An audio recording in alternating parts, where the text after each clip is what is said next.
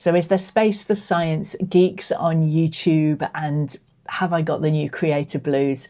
I've got my brew and we'll have a chat. So I'm Ruth, hi, and I make videos about health and well-being for over 50s women. This is part 3 of documenting my YouTube journey in real time. I'm sharing the highs and the lows on the basis that someday it might help someone. So firstly, my up-to-date stats as of the afternoon of the 6th of April UK time. So I have made 10 long-form videos. I'm forever more discounting the 2 shorts. I don't like shorts at this moment. I have got 2,100 views, 75 subscribers and 63.5 watch hours. So welcome if you're new here, and thank you so much for joining my little community. Since my last update, I've posted 5 videos, and if I'm honest, it's a little bit rocky in terms of views. So after the highs of 5 frustrating menopause symptoms and what you can do about them, that got about 300 views. My views have been gradually tailing off. The YouTube algorithm seems to be giving me low impressions, and that is blooming demoralizing because it means my videos just aren't getting out there. I was quite pleased about 5 health improvements every woman over 50 should make, and it absolutely bombed. Yeah, it bombed. But looking on the bright side, my CTR and my audience retention did both improve. It's still tough though when you put in the time and no one watches, and particularly so when you see other people in your niche going viral. And I can, having been doing it now since mid-February, I can honestly see why a lot of new creators give up at even under 20 videos. So this week's lesson, I found a video by a guy called Dave Geltima, and he gave me an important reminder, and that is that in these early stages, slow growth is completely normal. He uses the analogy that these early days are a little bit like planting seeds. So you're building up a sort of a back catalogue of content which will flourish and grow later, hopefully. I'll link his video in the description, so go take a look if you have the new creator blues. And I've also subscribed to his channel and newsletter because he has a very systematic approach, and that really appeals to me and my super analytical brain. And reflecting on those low views, I think some of my videos up till now have been a little kind of self-indulgent. So I've been sort of making what I want to make, what I found interesting, and that is not the same as what my viewers want to watch. And some of this is deliberate because I think when your views are low, you've got a little bit more wiggle room to experiment and try different methods of video making and different types of storytelling, and also getting used to speaking into a camera, because that is bloody weird, frankly.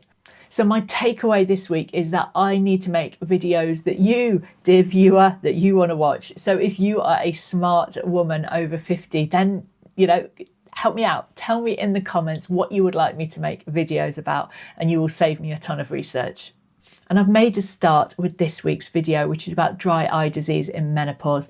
Now I know, because I co-founded a charity for dry eye here in the UK, that it's incredibly common in the menopause, and also it's incredibly misunderstood. So I figured it was something that people will probably want to watch a video on. And so far I've had 236 views in just over 2 days. So I'm really pleased about that. And plus I've had the most lovely comment from a lady called Shane Betts, 7243, and she told me it was the most useful information she'd got in 14 years. Now that to me means a lot more than any growth statistic. And it's why I started a channel. So if I can put something out over the internet that touches just like one person and gives them some tangible value, or makes them feel that somebody gets it, particularly with something like dry eye, it's very isolating, then that is what keeps me wanting to do it, and it's what motivates me, and it's going to be what drives me to do a better job of making videos, basically. So on to this week's reflection. Am I too much of a science geek? So I joined Rob the Maritimer's community. It's called Creators Cove, and it especially seems to be sort of more for people over the age of 40 who are new to this, YouTube malarkey, and wanting to grow their channels. And it's a good place to hang out because it can get quite lonely, just making videos in your spare room on your own. That's not at all weird. So it's nice to speak to other people and get some feedback, and ask for feedback I did. And I got some feedback, and that was basically that I was going in too hard at the science, and almost like I was trying to dazzle the viewer with my superior knowledge. And I felt a bit mortified at that. I didn't want to come across like I was kind of showing off in any way and going, I'm so much more clever than the rest of you. That is absolutely not what I want to do. I kind of just want to share what I already know in a way that makes it interesting, educational, and also accessible. So that made me kind of take a little look at my content. Now, I share research because it's important to me that the information I provide is both credible and evidence-based. But on reflection, I do go quite into depth on the various science studies, and it might be easier just to present the conclusions, but then put the link to the paper should people want to go take a look for themselves in the description. Now, I personally really enjoy channels that do take a deeper dive into the science, but as I said earlier, I am not my viewer. You are my viewer, dear viewer, so how much depth would you like? If you let me know in the comments, it will help me shape future videos. And that's it for this week.